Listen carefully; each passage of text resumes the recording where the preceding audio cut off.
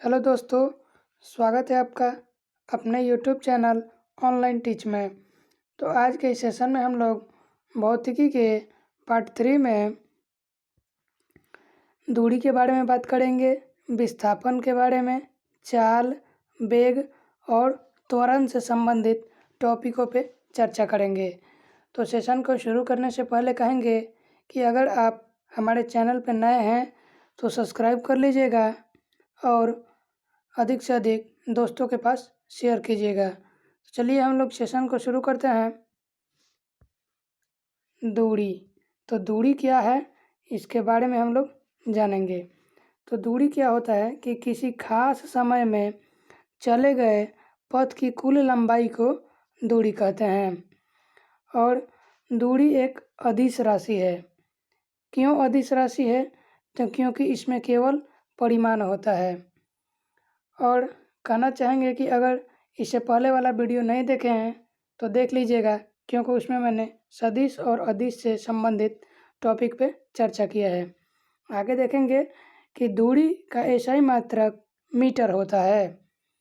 आगे हम लोग बढ़ेंगे। नेक्स्ट कि विस्थापन क्या है। तो विस्थापन की बात करते हैं तो विस्थापन न्यूनतम दूरी को हम लोग विस्थापन कहते हैं। अर्थात जैसे कोई ये पथ है, कोई व्यक्ति मान लीजिए ऐसे तय करके जा रहा है कोई दूरी, तो यहाँ से जो ऐसे जाएगा इसको हम लोग बोलेंगे डिस्टेंस अर्थात दूरी। और यहाँ से ऐसे अगर वो शॉर्टकट तरीके से जाता है इसको हम लोग विस्थापन बोलते हैं। तो विस्थापन का परिभाषा हुआ कि न्यूनतम दूरी को विस्थापन कहते हैं। और विस्थापन कैसी राशि है? तो विस्थापन एक सदिश राशि है। और विस्थापन की एसआई मात्रक की बात करते हैं तो एसआई मात्रक मीटर होता है। आगे नेक्स्ट देखेंगे कि दूरी और विस्थापन में क्या संबंध होता है। तो दूरी और विस्थापन का अनुपात हमेशा 1 के बराबर या 1 से बड़ा होता है। अर्थात दूरी और विस्थापन का अनुपात की बात करते हैं तो 1 के बराबर होगा या नहीं तो 1 से बड़ा होगा। नेक्स्ट आगे स्लाइड में हम लोग देखेंगे दूरी और विस्थापन में अंतर क्या होता है।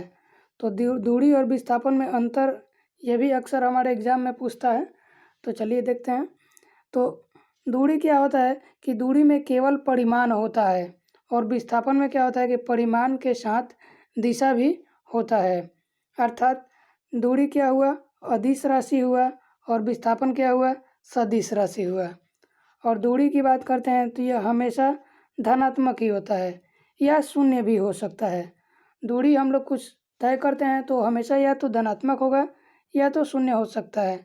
लेकिन विस्थापन की बात करते हैं तो यह धनात्मक होगा, ऋणात्मक होगा और शून्य भी हो सकता है। तो यह याद रखिएगा कि विस्थापन धनात्मक, ऋणात्मक और शून्य तीनों हो सकता है, जबकि दूरी केवल धनात्मक होगा नहीं तो शून्य होगा। नेक्स्ट देखेंगे चाल क्या है। तो चाल के बारे में पढ़ेंगे। तो चाल क्या होता है कि एकांक समय में तय की गई कुल दूरी को चाल कहते हैं। और चाल का फॉर्मूला क्या होता है? तो चाल बराबर होता है दूरी बटा समय। अर्थात स्पीड बराबर होता है डिस्टेंस बटा टाइम। आगे देखेंगे कि चाल का एसआई मात्रक क्या होता है। तो चाल का एसआई मात्रक की बात करें तो मीटर पर सेकंड होता है। और चाल कैसी राशि है? तो चाल एक अदिश राशि है।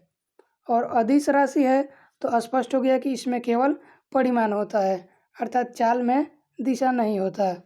नेक्स्ट आगे देखेंगे कि वेग क्या है। वेग पे चर्चा करेंगे। तो एकांक समय में तय किए गए विस्थापन को वेग कहते हैं। और वेग की फॉर्मूला की बात करें तो वेग बराबर विस्थापन बटा समय होता है।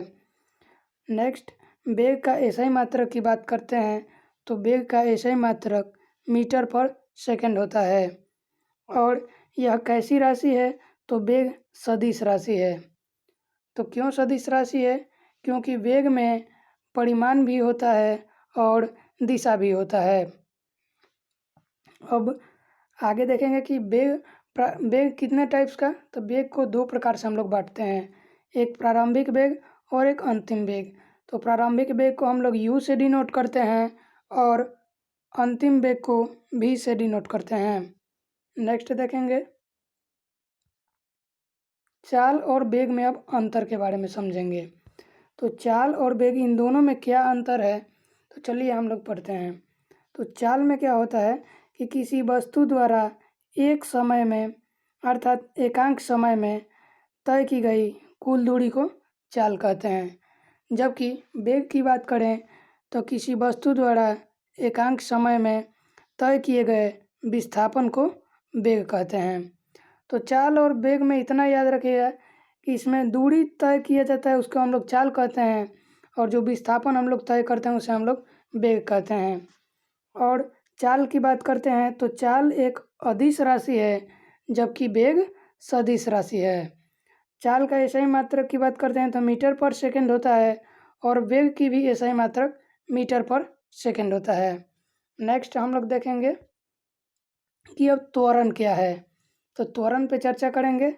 त्वरण एक्सेलरेशन, तो वेग में परिवर्तन की दर को हम लोग त्वरण कहते हैं।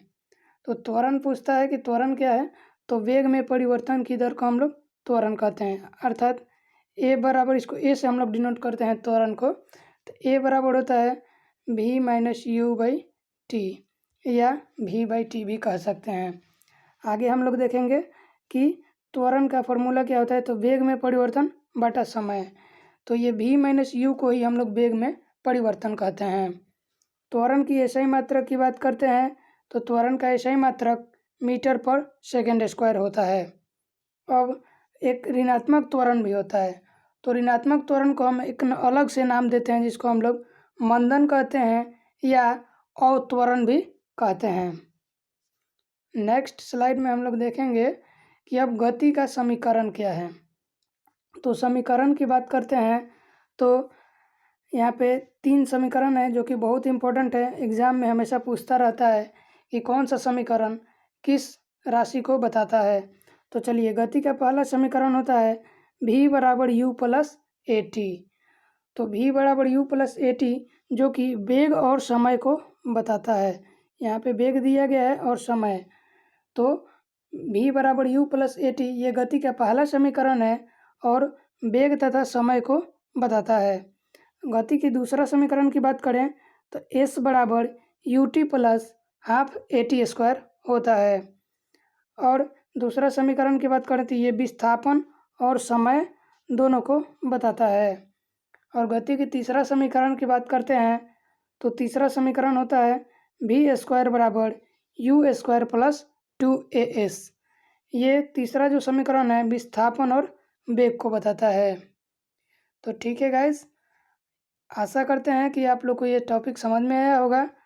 अब आगे हम लोग मिलेंगे नेक्स्ट वीडियो में, तब तक जय हिंद।